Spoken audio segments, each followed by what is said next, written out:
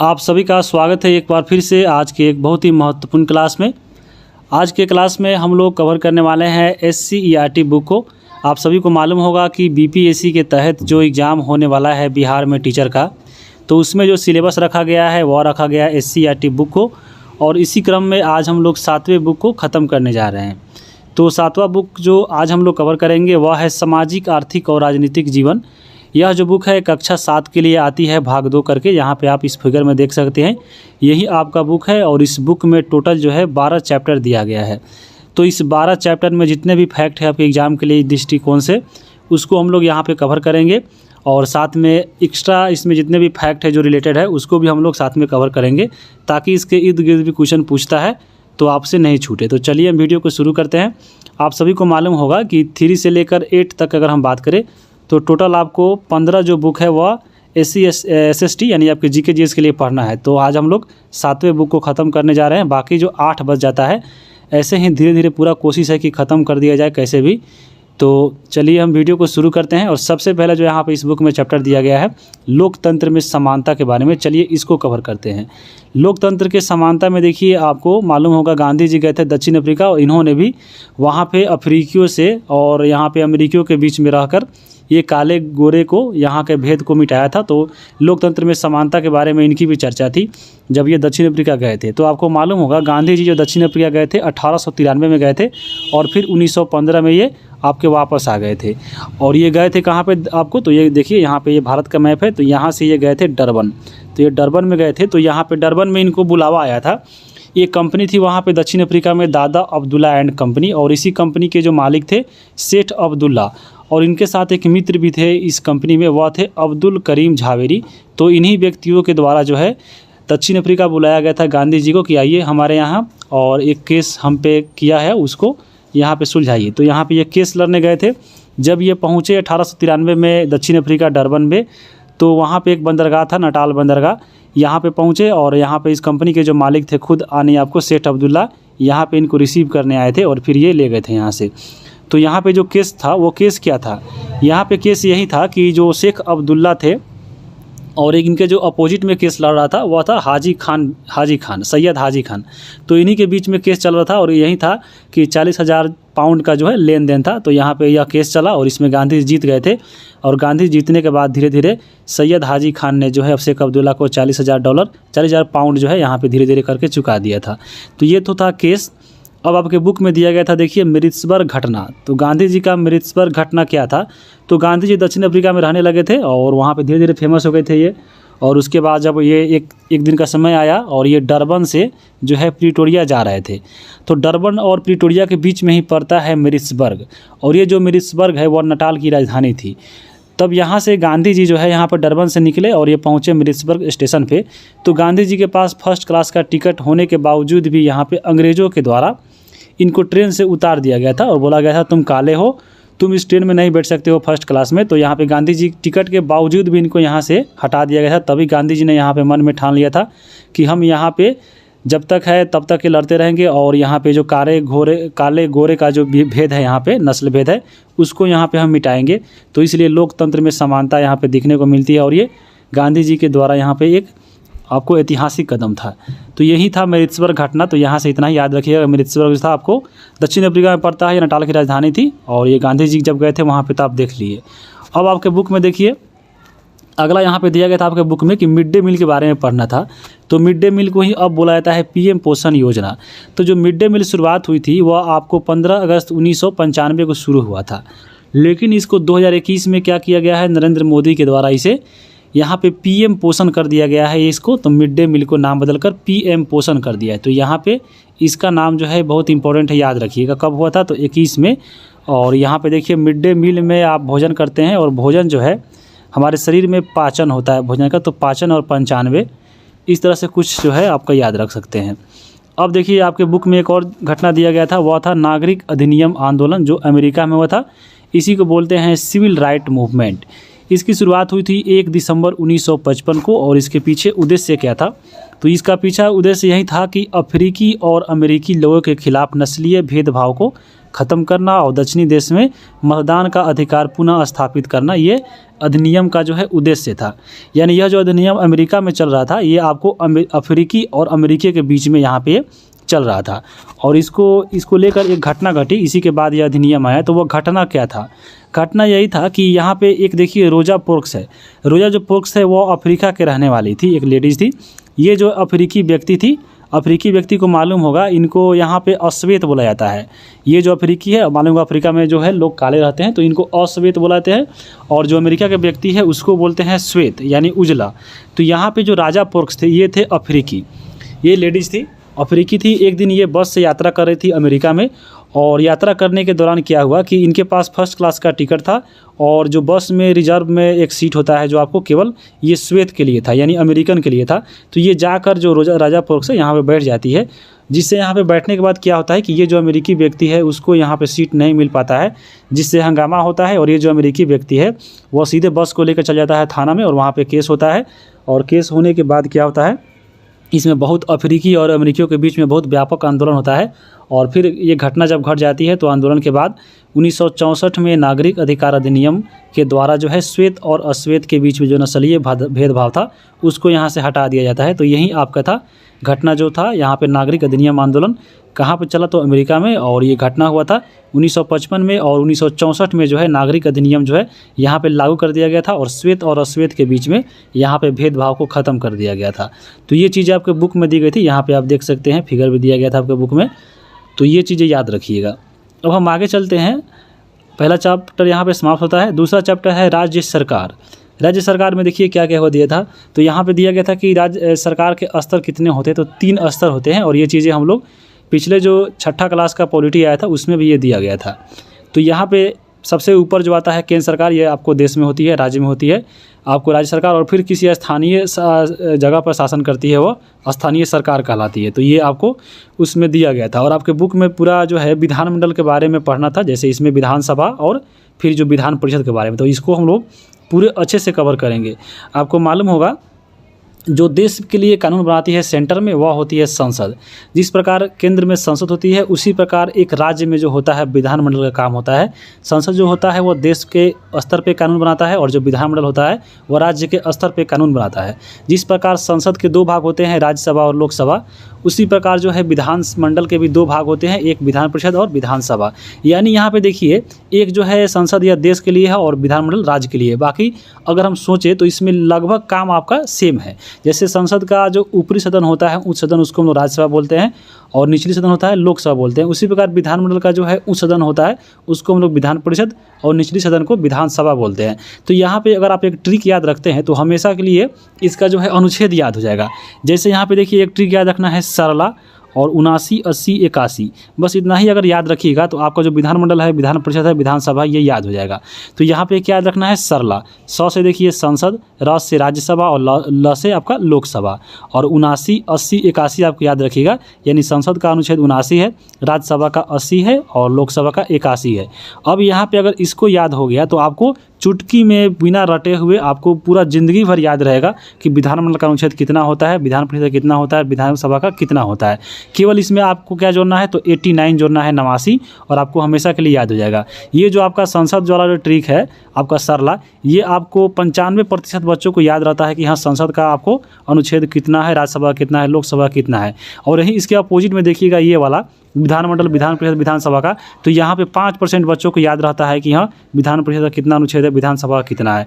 तो बस आज के बाद समझ लीजिए कि ये रेशियो बराबर होने वाला है, क्योंकि अब सबको याद होगा जो वीडियो देखेगा। चीज़ें याद रखिएगा, आपको संसद में सरला और इसमें 89 जोड़ना है, 89। तो यहाँ पे 89 वाला ट्रिक वाला हम एक अलग वीडियो ही बना दिए हैं अनुच्छेद वाला, कि आपको 89 जोड़ने पर कौन कौन सा अनुच्छेद जो है आपका सीधे पता चल जाएगा। तो बहुत ईजी है, जब आप पढ़िएगा तो उसको गारंटी देते हैं पूरा याद हो जाएगा। जैसे आपको मालूम होगा कि 72 जो अनुच्छेद आता है वह राष्ट्रपति का क्षमादान है, और ये वाला सबको याद होगा, लेकिन राज्यपाल क्षमादान किसी को याद नहीं होगा। तो इसमें केवल आप क्या जोड़ दीजिए, 89 जोड़ दीजिए और आपको आ जाएगा। तो ऐसा ट्रिक बहुत सारा बना है, आप जाकर देख सकते हैं वीडियो में। अब हम यहाँ पे याद हो गया आपका। अब हम चलते हैं आगे। जैसे देखिए विधानसभा के बारे में आपके पढ़ना है आपके बुक में, तो आपको मालूम होगा जो प्रत्येक जो राज्य है वो कई सारे विधानसभा क्षेत्र में बटे हुए हैं। जैसे अगर हम बिहार की ले लें, क्योंकि बिहार पढ़ रहे हैं, तो बिहार में आपके बुक में दिया गया था, तो बिहार जो है 243 विधानसभा क्षेत्र में बटा हुआ है। और जितने भी विधानसभा क्षेत्र होते हैं उसमें एक विधायक चुने जाते हैं, यानी आपको जितने विधानसभा क्षेत्र है उतने आपके बिहार में विधायक है। तो 243 विधानसभा है, उतना ही आपके विधायक है। ये जो विधायक होते हैं, जब देखिए चुनाव दिया जाता है विधायक, तो ये जाते हैं आपको कहाँ पे, विधानसभा में, और वहाँ पे सदस्यता कई वहाँ पे सदस्यता लेते हैं। तो इसलिए जितने भी विधायक होते हैं वह विधानसभा के सदस्य होते हैं। अब यहाँ पे चुनाव जब होता है विधानसभा का, तो आप सुने होंगे बहुमत दल क्या होता है, यानी बहुमत दल से कोई पार्टी सरकार बना लिया या गठबंधन सरकार बना लिया है। तो ये चीज़ें क्या होती है आप सभी को अधिकतर मालूम होगा, लेकिन इसमें जितने भी लेडीज़ है या बहुत कोई भी जिनको नहीं मालूम है उसको भी जानना यहाँ पे जरूरी है। चलिए हम अच्छे से कवर करते हैं। सबसे पहले देखिए बहुमत दल क्या होता है। तो कुल विधानसभा क्षेत्र में जिस राजनीतिक दल को कुल निर्वाचन क्षेत्र, यानी मान लीजिए कोई विधानसभा में जो है यहाँ पे कोई राजनीतिक दल खड़ा हो रहा है और जितने भी निर्वाचन क्षेत्र है, जैसे बिहार में 243 निर्वाचन क्षेत्र है, यहाँ पे 243 सीट में से समझ लीजिए कि आधा से ज़्यादा सीट पर जो राजनीतिक पार्टी वहाँ पे जीत जा रहा है, मान लीजिए जैसे बीजेपी है, तो बीजेपी खड़ा हो रहा है आपको बिहार में, और इसको क्या होता है, अगर यह 243 पूरा सीट है उसका आधा से एक भी ज़्यादा, यानी आपको 121 होगा, आपको 243 का 21.5, तो यानी आपको 122, मान लीजिए आपको कोई भी पार्टी, चाहे वह बीजेपी हो, चाहे आरजेडी हो, चाहे जदयू हो, वह अगर 122 सीट अकेले जी जाती है तो समझ लीजिए वह बहुमत दल कहलाएगा, यानी उसको आधा से ज़्यादा सीट मिल गया और वह राजनीतिक दल क्या होगा, आपका यह बहुमत दल कहलाएगा। और अगर बहुमत दल प्राप्त हो गया तो वह अकेले सरकार बना लेगा। तो यही आपका होता है बहुमत दल। जैसे आपको केंद्र में देखिए, केंद्र में जो लोकसभा का चुनाव होता है वहाँ पे बीजेपी जो है आपका बहुमत दल से सरकार बनाई है, तो ये आपको क्या है, ये बहुमत दल हो गया। और एक होता है गठबंधन। गठबंधन में क्या होता है कि बहुत सारा पार्टियां मिलकर सरकार बनाती है।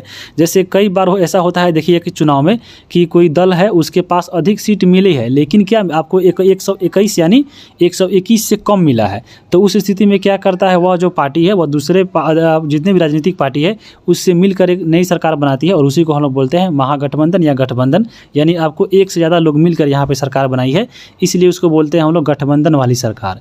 तो बिहार में भी क्या है, आपके महागठबंधन ही है। जैसे देखे होंगे आपको जो सरकार बनी है वो अनेक सारे पार्टी मिलकर बनाई है। नीतीश कुमार हो गए आपको जदयू से, जैसे आपको आरजेडी से हो गए आपके जो उप मुख्यमंत्री है, वो सब मिलकर सरकार बनाए हैं।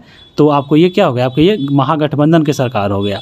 तो ये चीज़ें दी गई थी। और आपके बुक में अगर हम बात करें तो आपके बुक में पिछले चुनाव का जो है, आपके बुक में 2001 का ही चुनाव का दिया गया था विधानसभा का, कि कौन कौन सा पार्टी कितना सीट जीता है। लेकिन अगर आप इस एग्जाम में देखिएगा तो इसमें जो पिछला चुनाव हुआ है आपके 2020 में हुआ था विधानसभा का चुनाव, तो उसमें अगर क्वेश्चन पूछेगा तो आपको ध्यान रखना चाहिए। जैसे अगर हम बात करें अगर बीजेपी का, तो बीजेपी टोटल आपको 74 सीट जीती थी, और आपके जो इसमें एक और पार्टी थी जो सबसे ज़्यादा सीट जीती वह था 75। तो यहाँ पे आरजेडी और आपके इसमें जो राजद है और जो भाजपा है, ये दोनों मिलकर आपको टोटल जो है यहाँ पे देख लीजिए बीजेपी 74 और आपको आरजेडी 75 सीट यहाँ पे हासिल की थी। तो एग्जाम में जो मेन है, जैसे पूछ सकता है, जैसे जदयू है तो जदयू जो है 43 सीटों पर विजय प्राप्त की है। उसके वजह से देखिए वीआईपी है तो वो 4 सीटें जीती है, हम जो है 4 जीती है, आरजेडी देखिए लिए 75 सीटें जीती है।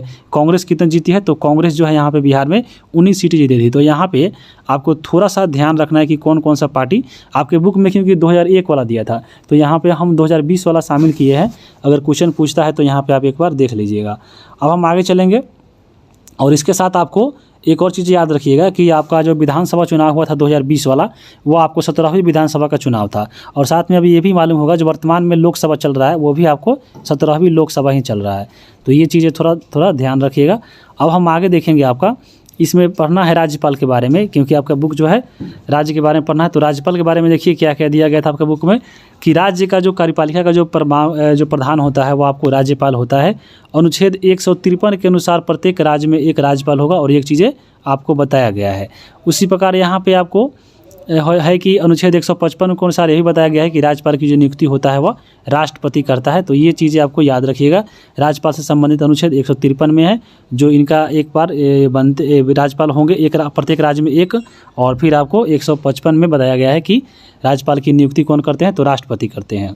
और यहाँ पे आपको एक संशोधन हुआ था जो राज्यपाल से संबंधित है कि 7वां संविधान में यह बताया गया था संशोधन करके 1956 द्वारा कि एक ही जो व्यक्ति है वह एक से अधिक राज्यों का भी राज्यपाल बन सकता है। जैसे हम यह भी देखे हैं कि 155 में लिखा गया था अनुच्छेद आपको संविधान में कि प्रत्येक राज्य के लिए एक राज्य जो है राज्यपाल होगा, लेकिन 153 में बताया गया था ये, लेकिन यहाँ पे संशोधन किया गया 1956 में 7वां संविधान संशोधन, और इसमें बता दिया गया कि एक व्यक्ति दो से या एक या आपके दो राज्यों के भी राज्यपाल हो सकते हैं। जैसे अभी वर्तमान में भी ऐसा बहुत कोई व्यक्ति है जो 2 राज्यों का जो है राज्यपाल है। तो इसलिए अब संविधान में संशोधन किया गया था, तो बहुत इंपॉर्टेंट है 7वां संविधान संशोधन 1956 याद रखिएगा। यहाँ पे देखिए राज्यपाल का योग्यता क्या है, तो यहाँ पे मालूम होगा कि वो भारत का नागरिक हो, 35 वर्ष हो गया हो और किसी भी जो सदन का वो सदस्य नहीं हो। याद रखिएगा, किसी भी सदन का सदस्य नहीं हो वही व्यक्ति बनेगा। और फिर इसका कार्यकाल आपको मालूम होगा कि राज्यपाल की जो कार्यकाल होता है वह आपको राष्ट्रपति के ऊपर निर्भर है। राष्ट्रपति जब चाहेगा वो आपको हटा सकता है, लेकिन इनकी नियुक्ति आपको ऐसे मनाई थी कि 5 वर्षों के लिए होती है, लेकिन यह राष्ट्रपति के प्रसाद पर्यंत यह बने रहते हैं। राष्ट्रपति जब चाहेगा इसको हटा सकता है। अब यहाँ पे देखिए इसका शपथ के बारे में, तो यानी आपको राज्यपाल के शपथ कौन दिलाता है, तो राज्यपाल का शपथ जो है हाई कोर्ट के जो आपके मुख्य न्यायाधीश होते हैं इनके द्वारा दिलाए जाते हैं। यहाँ पे देखिए आपको नियुक्तियाँ के बारे में, यानी आपको राज्यपाल जो है किसकी नियुक्ति करते हैं, तो यहाँ पे देखिए जो मुख्य सचिव होते हैं, महाधिवक्ता, राज्य लोक सेवा आयोग के अध्यक्ष या सदस्य जो होते हैं जितने भी, यानी आपको बीपीएससी जितना निकालता है एग्जाम, उस सब का जो नियुक्ति है आपको राज्यपाल के द्वारा होता है। लेकिन एक बहुत ही यहाँ पे इंपॉर्टेंट पॉइंट है, ये भी पूछता है एग्जाम में कि जो राज्य लोक सेवा का जो सदस्य या अधिकारी होता है उसको किसके द्वारा हटाया जाता है, तो वो हटाते हैं राष्ट्रपति। ये बहुत इंपॉर्टेंट है, लेकिन नियुक्ति कौन करता है, तो राज्यपाल, लेकिन हटाता कौन है, राष्ट्रपति। तो ये चीज़ें आपको थोड़ा सा यहाँ पे याद रखिएगा। अब यहाँ पे देखिए राज्यपाल के शक्ति और कार्य को भी देख लेते हैं, क्योंकि आपको पुस्तक में दिया गया था। तो राज्यपाल जो होता है वो राज्य का संवैधानिक प्रमुख होता है। जितने भी संवैधानिक देखिएगा आपको नियम बनता है उसमें इसका प्रमुख होता है। यहाँ पे इसका जरूरी होता है आपको जो है विधानमंडल में बनना। उसके बाद देखिए राज्य के समस्त कार्यपालिका का कार्य जो होता है वो राज्यपाल के नाम से ही होता है। राज्यपाल मुख्यमंत्री तथा मुख्यमंत्री की सभा से उसकी मंत्री परिषद के सदस्यों की नियुक्ति करता है। और फिर आपको राज्यपाल राज्य के विश्वविद्यालय के कितने भी होते हैं विश्वविद्यालय उसके कुलाधिपति होते हैं। तो ये चीज़ें इसका जो है शक्ति और कार्य हो गया। अब यहाँ पे देखिए राज्यपाल का यहाँ पे देखिए कुछ अनुच्छेद है। जैसे यहाँ पे अगर हम देखिएगा, पहला अनुच्छेद है 213 और ये है राज्यपाल का अध्यादेश। आप सबको याद होगा, यहाँ पे हम बता रहे हैं कि आपको 90% व्यक्ति को मालूम होगा कि राष्ट्रपति जो अध्यादेश जारी करता है वह कितने अनुच्छेद करता है, तो वह करता है 1, 2, 3 यानी 123। अब 123 अगर याद है तो इसमें सीधा 90 जोड़िए और आपको आ जाएगा 213 और ये हो जाएगा राज्यपाल का आदेश। यानी देश में जो काम आपका राष्ट्रपति कर रहा है वही काम आपको क्या राज्य में कर रहा है राज्यपाल। लेकिन अनुच्छेद क्या है, तो वहाँ पे आपका 123 है और यहाँ पे आपका 213 है, तो केवल यहाँ पे 90 जोड़ेंगे तो आ जाएगा। वहाँ पे आपको बताए हैं 89 जोड़ना है और यहाँ पे बता रहे हैं 90 जोड़ना है, तो थोड़ा कन्फ्यूज हो रहे होंगे। तब यहाँ पे कन्फ्यूजन को दूर कैसे कीजिएगा, मान लीजिए आपका 89 अगर जोड़ रहे हैं तो अगर वह 200 से पार अगर जा रहा है तो उसमें हम लोग 90 जोड़ेंगे, लेकिन अगर 200 से पहले आ रहा है तो उसमें हम लोग 89 जोड़ेंगे। तो यहाँ पे इसका एक डिटेल क्लास किया गया है, आप उसमें जाके देख सकते हैं। पॉलिटी का आपका ऑलरेडी क्लास हो चुका है। जैसे अगला अनुच्छेद देखिए, यहाँ पे दिया गया है अनुच्छेद 161 में यहाँ पे अधिकार है राज्यपाल को क्षमादान की शक्ति का। यहाँ पे क्षमादान राज्यपाल वाला हम बता रहे हैं कि 5% लोगों को भी याद नहीं होगा, लेकिन यहाँ पे 90% ज़्यादा व्यक्तियों को मालूम होगा कि जो राष्ट्रपति क्षमादान करता है वह 72 में करता है। तो 72 याद है, तो यहाँ पे केवल 89 जोड़िए, कितना आ जाएगा देख लीजिए 161 आएगा और 161 जो है राज्यपाल का क्षमादान है। तो बस आपको 89 और 90 दो खेले हैं, 89 और 90 वाला। तो यहाँ पे बहुत सारा अनुच्छेद आपको केवल इसी ट्रिक से याद हो जाएगा। और खुद हम ट्रिक बनाए हैं आपको अपने से, और आपके लिए वीडियो भी डाला गया है, आप जाकर उसको देख सकते हैं। और एक और अनुच्छेद है 163 और इसमें है राज्यपाल को मंत्री परिषद से सलाह और सहायता की जो शक्ति है वह आपको राज्यपाल का अधिकार है। चाहे वह माने या ना माने वो अपने ऊपर है, भले सलाह ले सकता है लेकिन माने या ना माने वह उसके ऊपर है। तो ये 163 में कहा गया है। उसके बाद देखिए राज्य विधान परिषद में विधान परिषद के जो कुल सदस्य होते हैं उसका जो संख्या जितना भी होता है वह 1/6 भाग जो है सदस्यों की नियुक्ति राज्यपाल के द्वारा किया जाता है। कहाँ पे, तो विधान परिषद में। तो ये चीज़ें थोड़ा याद रखिएगा। अब हम आगे देखेंगे। अगला यहाँ पे देखिए, अगला यहाँ पे दिया गया राज्यपाल से संबंधित कि अनुच्छेद 164 के तहत राज्यपाल विधानमंडल का अभिन्न अंग होता है।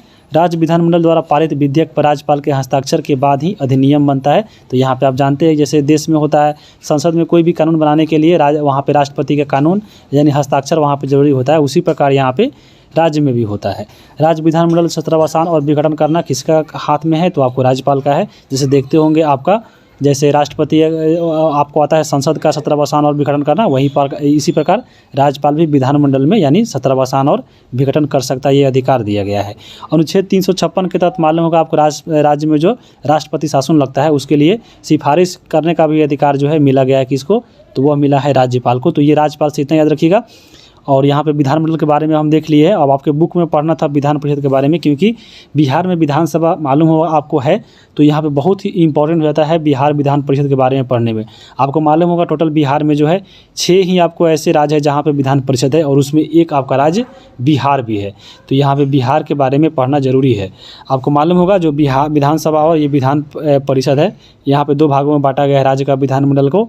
और यहाँ पे जो विधान परिषद है वो उच्च सदन होता है, जैसे देश में होता है राज्यसभा, और उसी प्रकार राज्य में होता है विधान परिषद। तो चलिए विधान परिषद और विधानसभा को देखते हैं। सबसे पहले देखते हैं हम विधान परिषद के बारे में, क्योंकि विधान परिषद जो है आपके राज्य में है, तो ये आपको उच्च सदन हो गया। और इसका अनुच्छेद विधान परिषद का कितना है अभी आपको बताया है, जोड़कर निकालना है 89, तो 169 और 171 जो है इसका अनुच्छेद आता है। ये आपको मेन 169 है, तो ये आपको देख चुके हैं। जैसे बताए थे सरला वाला ट्रिक 79, 80, 81, तो आपको 79 आपका हो गया क्या? तो संसद। फिर राज्यसभा हो गया आपका क्या? तो आपको 80। तो यहाँ पे 80 में 89 जोड़िएगा तो आपको आ जाएगा कितना? तो विधान परिषद वाला आ जाएगा, यानी 169 आ जाएगा। आपको विधान परिषद जितने भी होते हैं उसमें न्यूनतम संख्या कितना रखा गया है? तो विधान परिषद में न्यूनतम सदस्यों की संख्या जो होती है वह 40 रखी गई है। और अधिकतम संख्या कितना होगा? तो अधिकतम संख्या ये बताया गया है कि उस राज्य के विधानसभा के कुल सदस्यों का 1/3 से अधिक नहीं होना चाहिए। तो यहाँ पे याद रखिएगा, जैसे अगर हम बात कर ले बिहार में जितना भी आपका विधानसभा का सीट है उसके जो 1/3 है उससे ज़्यादा जो है आपके विधान परिषद में सदस्य नहीं होगा। तो यहाँ से याद रखिए कि विधान परिषद में सबसे अधिकतम सीट कितना, अधिकतम सदस्य कितना हो सकता है और न्यूनतम सदस्य कितना हो सकता है, ये आपके बुक में दिया गया है विधान परिषद के बारे में। इसलिए आपको हम इस क्वेश्चन से बता रहे हैं ताकि क्वेश्चन यहाँ से पूछ सकता है। अब यहाँ पे देखिए विधान परिषद का जो चुनाव होता है वह कैसे होता है? तो अप्रत्यक्ष रूप से, यानी जनता इसमें भाग नहीं लेता है, और यह अनुपातिक प्रतिनिधित्व एकल संक्रमणीय प्रतिनिधित्व द्वारा होता है। और इसका जो कार्यकाल कितना वर्षों का होता है? तो विधान परिषद के सदस्यों का कार्यकाल 6 वर्ष का होता है। लेकिन क्या होता है कि परंतु इसमें प्रत्येक दूसरे साल 1/3 सदस्यों को यहाँ से हटा दिया जाता है। तो ये चीज़ याद रखिएगा। और वर्तमान में देखिए किस किस राज्य में जो है आपके विधान परिषद है? तो तेलंगाना में है, बिहार में है, कर्नाटक में है, उत्तर प्रदेश में है, महाराष्ट्र में है और आंध्र प्रदेश में है। और इसका ट्रिक भी है, आम उत्तर प्रदेश में बिकते हैं। तो यहाँ से इसको याद रखिएगा, आम उत्तर प्रदेश में बिकते हैं। तो आपको पूरा जो है यहाँ पे याद रहेगा। जैसे यहाँ से आंध्र प्रदेश म से, यहाँ पे महाराष्ट्र हो जाएगा, उत्तर प्रदेश से एक आपका खुद उत्तर प्रदेश, और फिर आपका यहाँ पे देखिए बिकते से याद रखिएगा आपको क्या? तो यहाँ पे बिकते से नहीं, आपको ते से यहाँ पर तेलंगाना हो जाएगा, और यहाँ पे क से कर्नाटक हो जाएगा, और बी से यहाँ पे बिहार हो जाएगा। तो ये चीज़ें आपको याद रखिएगा, तो हमेशा के लिए याद रहेगा। अब यहाँ पे देखिए हम बात करते हैं विधानसभा का। जैसे विधानसभा है आपको उसी प्रकार विधानसभा, जैसे अगर हम बात करें जैसे राज्य में देश में होता है लोकसभा, उसी प्रकार राज्य में होता है विधानसभा, और ये प्रत्येक राज्यों में होता है। जैसे ये आपका निम्न सदन, और इसको हम लोग प्रथम सदन में बोलते हैं। और यहाँ पे इसका अनुच्छेद है कितना? तो 170। और इसमें अधिकतम संख्या कितना हो सकता है किसी भी राज्य की विधानसभा में? तो आपको 500, और न्यूनतम संख्या यहाँ पे 60 हो सकता है। और ये 371 के अनुसार यहाँ पे कुछ कम भी हो सकता है जो प्रावधान किया गया है। जैसे बहुत सारा राज्य है जहाँ पे 40 जो है इसका 40 से यानी 60 से कम भी जो है यहाँ पे न्यूनतम संख्या विधानसभा में होती है। जैसे यहाँ पे देख सकते हैं, जैसे गोवा में है तो गोवा में 40 ही है, मिजोरम में भी 40 है विधानसभा में क्षेत्र, उसी प्रकार अरुणाचल प्रदेश में 40 है, और सिक्किम में 32 है। तो ये सब का एक अलग जो है अपवाद में आता है, और इसका अनुच्छेद 371 के तहत ये रखा गया है सुविधा। तो ये चीज़ याद रखिएगा। और यहाँ पे जो विधानसभा का चुनाव होता है वह प्रत्यक्ष रूप से होता है, और ये कार्यकाल इसका 5 वर्षों का होता है। तो यहाँ पे विधानसभा और विधान परिषद के बारे में आप समझ लिए होंगे। अब हम आगे चलते हैं। आगे आपका तीसरा चैप्टर है शिक्षा एवं स्वास्थ्य के क्षेत्र में सरकार की भूमिका। तो यहाँ पे इसमें ज़्यादा पॉइंट नहीं दिया गया था, लेकिन चलिए इसमें जो दिया गया है इंपॉर्टेंट दिया गया है। जैसे इसमें आपके बुक में बिहार के शिक्षा की स्थिति के बारे में दिया गया था। तो बिहार की जो शिक्षा की स्थिति है वो आपको नवीनतम जो इधर आया है आपका डाटा जो अभी चल रहा है 2011 के अनुसार जनगणना, उसके अनुसार हम लोग बात करेंगे। जैसे बिहार में साक्षरता दर कितना है, तो 61.8% बिहार का कुल है, जिसमें पुरुष की साक्षरता दर कितना है, तो 71.2% और महिला का है 51.5%। तो ये चीज़ें आपको जनगणना जो है आपके एग्जाम के लिए इंपॉर्टेंट है, और बीपीएससी जो है जनगणना से बहुत क्वेश्चन पूछता है। तो आपको बिहार का जो जनगणना और भारत का जनगणना दोनों को तुलना करके पढ़ना है और एग्ज़ाम देने जाना है। तो ये चीज़ें आप याद रखिएगा। और बिहार में अगर हम बात करें साक्षरता के बारे में, तो सर्वाधिक जो साक्षरता दर बिहार में है वो रोहतास जिला का है, और सबसे कम जो है आपके पूर्णिया का है। जबकि हम पूरे केंद्र में बात करें बिहार का स्थान जो है आपको शिक्षा के स्तर में, तो ये आपको पुरुष या अगर हम महिला की बात करें दोनों के तौर पे, तो सबसे निचले पावदान पर यानी बिहार का जो है शिक्षा रेट है। तो ये चीज़ें याद रखिएगा। अब आपके बुक में दिया गया था शिक्षा का जो है मौलिक अधिकार यानी शिक्षा अधिकार अधिनियम के बारे में दिया गया था। चलिए हम इसको अच्छे से कवर करते हैं। शिक्षा का जो अधिकार बना था वो आपको बाद में मौलिक अधिकार बन गया था। तो इसके लिए संविधान में संशोधन किया गया था, और वह किया गया था 86वां संविधान संशोधन 2002 में संविधान संशोधन हुआ, और फिर आपके 2009 में जाकर शिक्षा का जो अधिकार है उसके लिए एक नियम बनाया गया यानी अधिनियम बना। और फिर इसको अधिनियम के बाद जो है 1 अप्रैल 2010 को बिहार में जो है शिक्षा का अधिकार जो है मौलिक अधिकार बना दिया गया, और इसमें यह लिखा गया कि 6 से 14 वर्ष के बच्चों को निःशुल्क जो शिक्षा है वह प्रदान की जाएगी। ये जो पहले आपको देख रहे हैं कि संशोधन हुआ है, तो संशोधन होने पर ही आपको, जब संशोधन हो गया तो समझ लीजिए आपको ये नया चीज़ करके दिया गया है संविधान में। तो इसके पहले भी कहीं था, यानी जो पहले का जो शिक्षा का अधिकार था वो आपको नीति निर्देशक तत्व में आता था अनुच्छेद 45 के तहत। तो यहाँ पे ये भी पॉइंट आप याद रखिए। जैसे पढ़िएगा नीति निर्देशक तत्व तो देखिएगा उसमें अनुच्छेद 45 में कुछ नहीं है, क्योंकि इसको हटा दिया गया है और ये वर्तमान में आपका शिक्षा का एक मौलिक अधिकार बन गया है। तो ये चीज़ें आप यहाँ से याद रख सकते हैं। आगे देखेंगे अध्याय 4 में पढ़ना था समाज में लिंग भेद। तो इसमें ज़्यादा चीज़ नहीं पढ़नी है। जैसे समाज में जो लिंग भेद अभी वर्तमान में भी चलता आ रहा है या पहले से चलता आ रहा है, तो लिंग के भेद के बारे में याद रखिए कि लिंग के अनुसार या जाति के आधार या धर्म के आधार पर जो भेदभाव होता है वो अनुच्छेद 15 के तहत होता है। अनुच्छेद 15 में आपका प्रावधान दिया गया है कि इसके तहत, अनुच्छेद 15 के तहत भारत में कोई भी जो है जाति, लिंग या वेशभूषा के आधार पर कोई भेदभाव नहीं करेगा। और यहाँ पे कुछ समाज के द्वारा जो है निर्धारण कर दिया गया है कि हाँ समाज में जो है यही काम आपका पुरुष करेगा या आपको, और महिला जो है यही काम करेगी। तो उसके आधार पर जैसे आपके बुक में दिया गया था, ज़्यादा इसमें कुछ पॉइंट है नहीं। जैसे दिया गया था कि हाँ लड़की या खेलने वाला खेल का निर्धारण कर दिया गया है समाज में कि हाँ लड़की जो है यही खेल खेलेगी। जैसे लड़की को क्रिकेट खेलने से मना कर दिया गया है। उसके बाद देखिए लड़कों के लिए खेलने वाला खेल का निर्धारण, ये सब कौन करता है? आपको सरकार या कोई चीज़ें नहीं करती है, ये खुद जो है समाज के द्वारा ये निर्धारित की गई है कि हाँ लड़की जो है केवल यही कपड़ा पहनेगी, लड़का जो है केवल यही कपड़ा पहनेगा। तो ये समाज में जो लिंग भेद है उसके बारे में यहाँ पे चर्चा दिया गया था। जैसे आपके बुक में देखिए अभ्यास दिया गया था। यहाँ पे देखिए सामान्यतः एक घर में लड़का और लड़की के रूप में कौन ये काम करता है। तो हमको ये पढ़ के तो हंसी आया है। यहाँ पे देखिए क्या लिखा हुआ है। जैसे मान लीजिए घर में कोई मेहमान आ रहा है, तो उसके लिए गिलास में पानी कौन लाता है? तो गिलास में पानी कौन लाएगा? आपको लड़का लाएगा। तो ये समाज के द्वारा निर्धारित है, कोई ज़रूरी नहीं है कि लड़का लाएगा। अब जिसे घर में लड़का नहीं है कौन लाएगा? लड़की लाना पड़ेगा। उसके बाद देखिए माँ के बीमार होने पर डॉक्टर को कौन बुलाता है? तो आपको अधिकतर लड़का बुलाता है। तो ये समाज के द्वारा निर्धारण है, ऐसा ज़रूरी नहीं है कि लड़का बुलाएगा। उसके बाद देखिए घर के खिड़की और दरवाजे की सफाई कौन करता है? तो हमको तो हंसी आ रहा है। घर में खिड़की है, दरवाज़ा है, तो इसके लिए कोई निर्धारित नहीं है कि हाँ लड़का ही करेगा या लड़की ही करेगी। ये आपको समाज एक निर्धारण कर दिया गया है कि हाँ घर में जो घर का कार्य होगी वो लड़की करेगी। तो ऐसा बात नहीं है, लड़का भी करता है, लड़की भी करती है। उसी प्रकार बहुत सारा ऐसा सवाल दिया गया था कि हाँ पिताजी की मोटरसाइकिल साफ़ करने में मदद कौन करेगा? बाज़ार से चीनी कौन खरीद के लाएगा? किसी मेहमान के आने पर घर का दरवाज़ा कौन खोलेगा? तो ये ज़रूरी नहीं है कि कोई आपको लोग ही करे। ये चीज़ें सब जो है आपके समाज के द्वारा निर्धारित की गई है। उसी प्रकार यह बुक था, ये चैप्टर था, इसमें बाकी चीज़ें नहीं दी गई थी। अध्याय 5 में देख लिए, इसमें 5 में बढ़िया पॉइंट दिया गया है। अध्याय 5 में है समानता के लिए महिलाओं का संघर्ष। चलिए इसको देखते हैं। भारत की प्रथम महिला आईपीएस के बारे में दी गई थी आपके बुक में, और वो कौन थी? किरण बेदी थी। तो यहाँ पे आप किरण बेदी को देख सकते हैं, क्योंकि समानताओं के लिए महिलाओं के द्वारा बहुत सारा संघर्ष किया गया और उसके लिए एग्जाम्पल के तौर पे बनना पड़ा। जैसे किरण बेदी जो है एग्जाम्पल बनी महिलाओं के लिए कि हाँ महिला भी पुलिस बन सकती है। तो ये चीज़ें समानता के लिए यहाँ पर दिखा रही है महिला।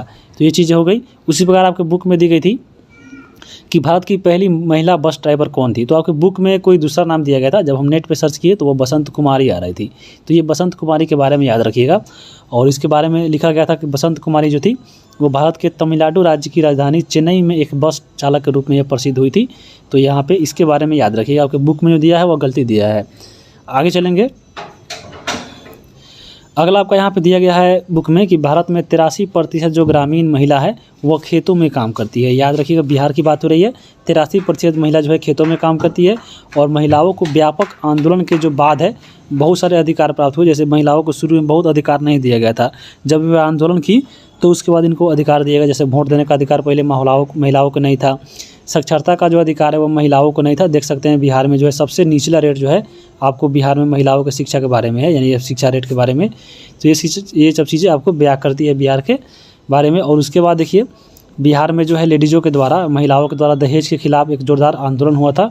वह हुआ था 1980 के दशक में। लेकिन फिर भी वर्तमान में देखिएगा दहेज जो है आपको पूरा खुला लिया जाता है, जो यानी इसके नियम जो भी इसके बनाते हैं नियम वही इसका पालन करते हैं। जैसे देखिए पुलिस या कोई भी जो है आपका जो सरकार ही है आपका ये नियम बनाती है कि हाँ दहेज नहीं लेना है, लेकिन खुद अपना बेटा बेटी की शादी करता है तो लेन देन होता रहता है। उसके बाद देखिए एक और इसमें बुक में दिया गया था कि घरेलू हिंसा के खिलाफ महिलाओं द्वारा आंदोलन करने पर 2006 में जो है घरेलू हिंसा उत्पीड़न कानून पारित हुआ था। तो बहुत इंपॉर्टेंट है, याद रखिए घरेलू हिंसा उत्पीड़न कानून कब बना था, तो 2006 में बना था। यानी घरेलू हिंसा से परेशान होकर, जैसे देखिए घर में महिला लोग जो थी किसी घर में दारू पी के आने पर या किसी बात को लेकर या दहेज नहीं देने पर जलाने या उसको परिताड़ित किया जाता था, तो ये इसके लिए कानून बना 2006 में, जिसको हम लोग बोलते हैं घरेलू हिंसा उत्पीड़न कानून 2006 में आया था। तो यहाँ पे यानी महिलाओं को छेड़छाड़ के चलते, छेड़छाड़ यानी 6 से याद रखिएगा, छेड़छाड़ कीजिएगा उत्पीड़न कीजिएगा तो 6 में यानी 2006 में ही कानून बना था। तो यहाँ पे ऐसे याद रख सकते हैं। आगे हम देखेंगे अब चिपको आंदोलन। आपके बुक में सीधा दे दिया गया था चिपको आंदोलन और एक आपका पोस्टर दे दिया गया था, बाकी चीज़ें जो है उसमें कुछ नहीं दिया गया था। तो चलिए इसके बारे में थोड़ा हम बात करते हैं। जो चिपको जो आंदोलन है यहाँ पे यह पेड़ से संबंधित है। आपका एक उत्तराखंड में जिला था चमोली, यहाँ पे चमोली में पेड़ काटा जा रहा था, तो यहाँ पे जितने भी महिलाएं थी वो पेड़ को ऐसे लिपट के आती थी और वो पेड़ काटने नहीं देती थी। इसमें लेकर बहुत सारा आंदोलन हुआ था और बहुत सारे महिलाओं को यहाँ पे मौत भी हो गई थी, घायल भी हो गई थी। तो यहाँ पे यही चीज़ कहलाती है चिपका आंदोलन। चिपको आंदोलन यानी आपको पेड़ से चिपक जाता था लोग, और यहाँ पे इसकी शुरुआत हुई थी 1973 में। कहाँ पे हुआ था, तो उत्तराखंड के चमोली जिला यहाँ पे शुरू हुआ था। और इसमें नेतृत्वकर्ता कौन थी, जो प्रमुख है इसमें सबसे प्रमुख नाम आता है सुंदरलाल बहुगुणा का। पूछता भी है कि चिपको आंदोलन के नेतृत्वकर्ता कौन है, तो सुंदरलाल बहुगुणा है। इसके साथ अन्य भी थे, जैसे कॉमरेड गोविंद हो गए, कॉमरेड गोविंद सिंह रावत हो गए, चंडी प्रसाद भट्ट हो गए और श्रीमती गौरा देवी हो गई। तो यहाँ पे इन चारों नामों को याद रखिए, क्योंकि एग्जाम में इसमें चारों नाम देकर और इसमें एक हटाने छोड़ इसमें कुछ नहीं दे, तो यहाँ पे चीज़ याद रख सकते हैं आप लोग। आगे देखेंगे हम लोग अब अध्याय 6। अध्याय 6 में दिया गया है मीडिया और लोकतंत्र। तो यहाँ पे मीडिया के बारे में मालूम होगा। मीडिया क्या है, तो समाज के विचारों एवं खबरों का आदान प्रदान जो है आपको मीडिया के द्वारा होता है। और इसके मीडिया के स्रोत क्या है, तो समाचार पत्र के माध्यम से मीडिया मिलता है, यानी पत्रिका है, radio channel, TV, mobile, internet के माध्यम से हम लोग समाचार का ये आपका स्रोत हो गया। और मीडिया को ही क्या बोलते हैं, तो जन संचार या मास मीडिया कहते हैं। ये आपके बुक में दिया गया था, तो इम्पोर्टेंट होगा। और मीडिया को मालूम होगा, जो मीडिया जो है लोकतंत्र का चौथा स्तंभ कहा जाता है। और पहला, दूसरा, तीसरा स्तंभ इसमें क्या है, तो लोकतंत्र का पहला स्तंभ जो है आपका जो हो, जैसे कार्यपालिका, न्यायपालिका और आपके विधायिका हो गए, तो ये आपके 3 हो गए। और चौथा जो हो गए आपके चौथा स्तंभ कहे जाते हैं मीडिया। तो यहाँ पे ये मीडिया के बारे में याद रखिएगा। एक और चीज़ आपके बुक में दिया गया था मनरेगा के बारे में, तो चलिए मनरेगा के बारे में पढ़ लेते हैं। मनरेगा जो है इसका फुल फॉर्म दिया गया था, तो एग्जाम में सीधा पूछ सकता है मनरेगा का फुल फॉर्म क्या होता है, तो महात्मा गांधी राष्ट्रीय ग्रामीण गारंटी योजना। ये जो आपका महात्मा गांधी राष्ट्रीय ग्रामीण योजना है, यानी जो मनरेगा है, इसमें क्या होता है, तो इसमें आपको रोज़गार मिलता है गांव में व्यक्तियों को। तो रोज़गार कितने दिनों का मिलता है, तो 100 दिनों का रोज़गार मिलता है। और न्यूनतम मजदूरी कितना रखा गया उसमें, यानी 220 रुपये, यानी एक दिन कमाइएगा तो 220 रुपया जो है आपको मनरेगा की तरह मिलता है। देखिए गांव में जो अभी कोई गांव में काम होता है, जैसे नहर खुदा रहा है, पेड़ लग रहा है, कुछ काम हो रहा है, तो मनरेगा के तहत उसमें काम मिलता है। और उसमें न्यूनतम मजदूरी 220 रुपये रखा गया है और आपको 100 दिन एक व्यक्ति को काम उसमें देता है। लेकिन यहाँ पे देखिए कोई जो मुखिया है अपने पैसा कमाने के लिए यहाँ पे पैसा उठा लेता है दूसरे के नाम पर, और पैसा नहीं देता है और काम भी नहीं देता है। तो ऐसी चीज़ें आपको आम बात है। और इसका शुरुआत हुआ था कब, तो मनरेगा जो शुरुआत हुआ था आपको 2005 में, तो बहुत इंपॉर्टेंट है, यहाँ पे याद रखिएगा। अब हम बात करेंगे मनरेगा के बारे में। एक जो इम्पोर्टेंट दिया गया था आपके बुक में, तो ये जो मनरेगा था आपको 2009 से पहले इसका नाम हुआ करता था नरेगा। तो 2009 में इसको मनरेगा कर दिया, यानी इसको म जोड़कर इसमें आपको क्या कर दिया गया, तो मनरेगा कर दिया गया। तो यहाँ पे इसको याद रखिएगा। अब हम आगे देखेंगे। अगला आपके बुक में दिया गया था कि लोकतंत्र में सभी व्यक्ति को बोलने और अपने विचार रखने की जो है स्वतंत्रता दी गई है, और उसी का फ़ायदा उठाती है आपके मीडिया। और ये जो चीज़ें अधिकार दी गई है तो अनुच्छेद 19 के तहत दी गई, तो ये बहुत इंपॉर्टेंट है, आपको याद रखना है। और एक और चीज़ आपके बुक में दिया गया था अपन समाचार। अपन समाचार का फुल फॉर्म होता है ऑल वुमेन्स न्यूज़ नेटवर्क, तो आपके ये बुक में दिया गया था। और बिहार में एक भयंकर आई थी 2008 में, तो कब आई थी, तो 18 अगस्त को आई थी। तो ये चीज़ें आपको याद रखिएगा। और ये 5वीं क्लास के EVS में भी इसका चर्चा है कि बिहार में बाढ़ कब आया था, तो आपको कब आया था, तो 18 अगस्त 2008 को आया था। आगे हम देखेंगे अध्याय 7 में है विज्ञापन और समझ। तो विज्ञापन आपको मालूम होगा, विज्ञापन में यानी प्रचार करना यानी एडवर्टाइजमेंट। और ये क्या चीज़ होती है, तो एक उत्पाद को बाजार में प्रचलित या अन्य उत्पादों से भिन्न दिखाने के लिए एक ब्रांड नाम दिया जाता है और उसे विशिष्ट पहचान जो है इसके सहायता से मिलती है, इसलिए लोग विज्ञापन कराते हैं। जैसे विज्ञापन के तौर पे आपके बुक में एक चीज़ दिया गया था आपको, इसमें क्रीम के बारे में, जो गोरा होने वाला क्रीम है। तो यहाँ पे बताया गया है गोरा होने वाले क्रीम के बारे में। देखिए कि त्वचा में एक जो है पदार्थ होता है जिसका नाम है मेलेनिन। तो मेलेनिन एक पदार्थ होता है जो हमारे त्वचा को जो है रंग का जो है निर्धारित करता है कि कोई व्यक्ति कितना सांवला है या गोरा है। तो ये निर्धारित करता है हमारे शरीर के अंदर जो होता है मेलेनिन। तो ये जो मेलेनिन होता है यह एक आपको पराबैंगनी किरणों से बचाता है। और मेलेनिन अगर शरीर में आपका ज़्यादा है तो समझ लीजिए आप सांवला है, यानी अगर आप सांवले हैं तो समझ लीजिए आपका जो शरीर में है जो मेलेनिन है वह ज़्यादा है, और जो कम है मेलेनिन उसके शरीर में वो समझ लीजिए वह थोड़ा गोरा है। तो यहाँ पे कोई भी जो आइस क्रीम होता है जब लगाते हैं, फेयर लवली या कोई भी क्रीम हो, फेयर हैंडसम हो, तो वो क्या होता है, वो जो मेलेनिन होता है वो उसको मात्रा को ना ही कम कर सकता है और ना ही बढ़ा सकता है। तो यहाँ पे लोग लगाता क्यों है और लगाने के बाद थोड़ा गोरा क्यों हो जाता है, तो यहाँ पे क्रीम जो याद रखिए, कोई भी आप क्रीम लगा रहे हैं वो मेलेनिन का जो कलर है उसका जो है वो आपको उसको इफेक्ट नहीं पड़ता है, यानी उसको नहीं लगाने से ना कोई फ़ायदा है ना घाटा। फ़ायदा तो है ही नहीं। फ़ायदा इसमें क्या होता है, यानी आप देखते होंगे जब ये मेलेनिन के कलर को जब नहीं बदल रहा है तो लोग गोरा कैसे हो जाता है। तो गोरा इसलिए होता है क्योंकि गोरा होने वाले क्रीमों में एक रसायन होता है जो हमारे चेहरे पे जितने भी बाल होता है, जो सुनहरा बाल होता है, उसको थोड़ा चमकीला कर देता है और कुछ समय के लिए लगता है कि हमारा चेहरा साफ़ हो गया। यही काम करता है क्रीम। याद रखिए क्रीम जो है आपको सुंदर नहीं बनाएगा, क्रीम जो है मेलेनिन की वजह से सुंदर बनिएगा। अगर शरीर में आपका मेलेनिन कम है तो समझ लीजिए आप थोड़ा क्या है, आपका वाइट कलर है। ये चीज़ याद रखिएगा। अब हम आगे देखेंगे अध्याय 8। अध्याय 8 में आपको कुछ नहीं दिया गया था, आसपास के बाज़ार के बारे में दिया गया था कि यहाँ बाज़ार है। जैसे दिया गया था कि यहाँ गांव की दुकान है, गांव की दुकान में क्या सामान मिलता है, कीमत कितना रहता है। ये चीज़ आपके एग्जाम में तो पूछेगा नहीं। जैसे हाट हो गया तो बाज़ार में क्या मिलता है, शहर की दुकान में क्या मिलेगा, शॉपिंग कॉम्प्लेक्स में क्या मिलेगा। यहाँ पे बाकी चीज़ इसमें कुछ नहीं था। एक चीज़ दिया गया था साप्ताहिक बाज़ार के बारे में। तो सप्ताह में एक बार अगर बाज़ार लगता है तो उसको हम लोग साप्ताहिक बाज़ार बोलते हैं। उसके बाद देखेंगे अध्याय 9। अध्याय 9 में जो है इसमें बाजार श्रृंखला और ख़रीदने और बेचने की कड़िया के बारे में चलिए हम इसको पढ़ते हैं। तो यहाँ पे आपको यह बुक में मखाना के बारे में बहुत इंपॉर्टेंट पॉइंट दिया गया था, क्योंकि मखाना जो है बिहार में ज़्यादा उत्पादन होता है, तो यहाँ पे यह बहुत इंपॉर्टेंट है। तो मखाना की अगर हम बात करें तो मखाना जो है तालाब में उपजता है, यानी आपको तालाब में उपजने वाला यह एक जलीय उत्पाद है। और भारत का जो 85% मखाना उत्पादन होता है वो बिहार में ही होता है, तो बहुत इंपॉर्टेंट है। और बिहार में जो मखाना का उत्पादन होता है कहाँ कहाँ होता है, तो यहाँ पे देख सकते हैं दरभंगा हो गया, मधुबनी हो गया, समस्तीपुर, सहरसा, सीतामढ़ी, पूर्णिया, कटिहार, किशनगंज, ये सब जो क्षेत्र है वहाँ पे ये मखाना उगाया जाता है। और याद रखिएगा 85% जो मखाना है केवल जो है कहाँ पे, तो बिहार में उपजता है। अब मखाना का प्रयोग कहाँ होता है आपको मालूम होगा। मखाना जो है हम लोग जो व्रत त्यौहार में भी इसका उपयोग करते हैं, पूजा पाठ में करते हैं, हवन सामग्री में भी देखिएगा धूप के साथ रखा हुआ होता है, या हम लोग इसको खाना या नाश्ता के रूप में भी जो है आपका इसका प्रयोग करते हैं। यह जो मखाना होता है यह आपका पोषक तत्व से भरपूर होता है और इसमें औषधि गुण भी पाया जाता है। और आपको मालूम होगा जहाँ पे ये उगाया जाता है, जैसे यहाँ पे आप देख सकते हैं फोटो में भी। और मखाना की जो खेती है वो बहुत कठिन होता है, क्योंकि इसमें एक होता है गुड़ियों को बहुत पीट कर फिर आपको निकाला जाता है, तो बहुत ही मेहनत वाला काम है। और मखाना की जो खेती करता है वो प्रायः जो मछुआरा समुदाय के लोग हैं, क्योंकि ये जलीय में पाया जाता है जल में, तो जल से निकालने के लिए मछुआरों को ज़रूरत पड़ती है। तो ये खास करके मछुआरा समुदाय के जो लोग हैं वहीं इसकी खेती करते हैं। और गुड़ी से मखाना, जो गुड़ी मखाना होता है, एक होता है गुड़ी मखाना का जो कच्चा फल होता है उसी को हम लोग गुड़ी बोलते हैं, और इसी गुड़ी से जो है मखाना बनता है। तो ये आप मखाना देख सकते हैं, मखाना से जो है आपके बुक में इतना पॉइंट दिया गया था। अब आगे चलेंगे हम लोग, चलो मंडी घूमने। यहाँ पे चले मंडी घूमने है अध्याय 10। यहाँ पे बहुत ही ज़्यादा इंपॉर्टेंट पॉइंट दिया गया है और ये आपको देख कर ही जाना है एग्जाम में। जैसे देखिए इसमें दिया गया था कि चावल जो है बिहार का प्रमुख खदान है, आपको मालूम भी होगा। और आपके बुक में दिया गया था MSP यानी आपको मिनिमम सपोर्ट प्राइस के बारे में दिया गया था। तो MSP क्या होता है, यानी न्यूनतम प्रणाली क्या होता है, तो यह मूल्य जो है आपका जो MSP जो निर्धारित होती है सरकार द्वारा करती है, यानी यह मूल्य फसल के लिए सरकार के द्वारा किसानों के हित में देखते हुए निर्धारित की जाती है, वह आपका होती है MSP। यहाँ पे यह फसल के लिए की जाती है, किसके द्वारा, तो सरकार के द्वारा। यहाँ पे याद रखिए MSP देख लिए। अब आपके बिहार जो बुक में दिया गया था कि बिहार के धान का कटोरा किसे कहते हैं, तो दक्षिण पश्चिम जो क्षेत्र है उसको बोला जाता है। जैसे आपका ये दक्षिण हो गया और ये पश्चिम हो गया, यानी अब ये आप वाला जो एरिया देख रहे हैं ये वाला जो एरिया को हम लोग बोलते हैं धान का कटोरा। तो एग्जाम में पूछ सकता है कि धान का कटोरा किसे बोलते हैं, तो यहाँ पे यानी दक्षिण पश्चिम क्षेत्र आपके बुक में दिया गया था, तो यहाँ से याद रखिएगा। और इस क्षेत्र में आपका कौन कौन सा जिला आता है, जैसे देखिए रोहतास हो गया, सासाराम, कैमूर, औरंगाबाद, भोजपुर, बक्सर।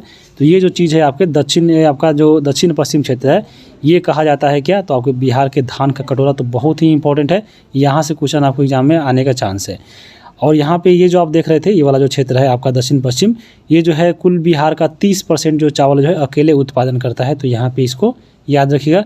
उसी प्रकार हम बात करें गेहूं उत्पादक क्षेत्र के बारे में, तो गेहूं जो उत्पादक क्षेत्र है वो आपका रोहतास हो गया, चंपारण हो गया, मुजफ्फरपुर, नालंदा, पटना, भोजपुर, सहरसा, भागलपुर और मुंगेर और गया में जो है गेहूँ उत्पादक क्षेत्र है। ऐसा बात नहीं कि दूसरी जगह पर नहीं होता है, लेकिन ये सब एरिया में आपके ज़्यादा होते हैं। उसके बाद देखिए सरसों उत्पादक क्षेत्र। सरसों के बारे में, उत्पादक के बारे में हम बात करें तो बिहार में आप दिया गया था कि पश्चिमी चंपारण, समस्तीपुर, बेगूसराय, मुजफ्फरपुर, खगड़िया और रोहतास में जो है सरसों की खेती ज़्यादा होती है। बिहार जो है मक्का का जो है प्रमुख उत्पादक राज्य है, और यहाँ पे मक्का जो उत्पादन होता है वो बिहार में पूर्वी बिहार और कोसी इलाका जो है यहाँ पे सबसे ज़्यादा मक्का का उत्पादन होता है, तो याद रखिएगा। अब हम बात करेंगे आगे, आपके बुक में दिया गया था कि पटना का में जो दीघा है वहाँ दीघा पे एक होता है आम जिसको बोलते हैं हम लोग दूधिया मालदेव, और भागलपुर का जरदालू आम। ये दोनों जो है अपने स्वाद और सुगंध के लिए फेमस है बिहार में, याद रखिएगा। दूधिया आम कहाँ पाया जाता है, तो आपके पटना के दीघा में, और जरदालू आम तो सब तरफ पाया जाता है, लेकिन ये भागलपुर का बहुत फेमस है, तो याद रखिएगा। भारत के कुल लीची का उत्पादन जो है बिहार में 80% होता है, या बहुत ज़्यादा है और बहुत ही इंपॉर्टेंट है। और आपको मालूम होगा कि बिहार में जो सबसे ज़्यादा लीची उत्पादन होता है वह कहाँ पे होता है, तो वह होता है मुजफ्फरपुर ज़िला में, और यहाँ पे मुजफ्फरपुर का शाही लीची बहुत फेमस है। उसके बाद देखिए केला उत्पादक क्षेत्र बात हो रहा था, तो केला का उत्पादन जो होता है वह वैशाली क्षेत्र, नवगछिया और भागलपुर, यानी हाजीपुर के साइड में बहुत सारा केला होता है जो वैशाली में आता है, तो वैशाली क्षेत्र, नवगछिया और भागलपुर जो है केला उत्पादक राज्य में है। और पूरे राज्य का जो है यानी बिहार में टोटल 50% केला का उत्पादन अकेले ये आपको तीनों क्षेत्र करता है, यानी वैशाली, नवगछिया और भागलपुर, तो याद रखिएगा।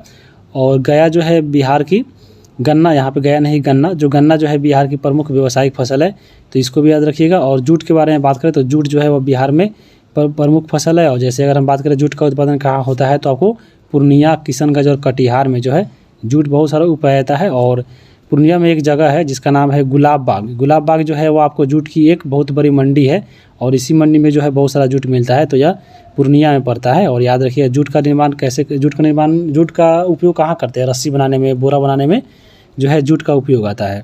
तो ये जूट के बारे में देख लिए। अब हम बात करेंगे अध्याय 11 में है समानता के लिए संघर्ष।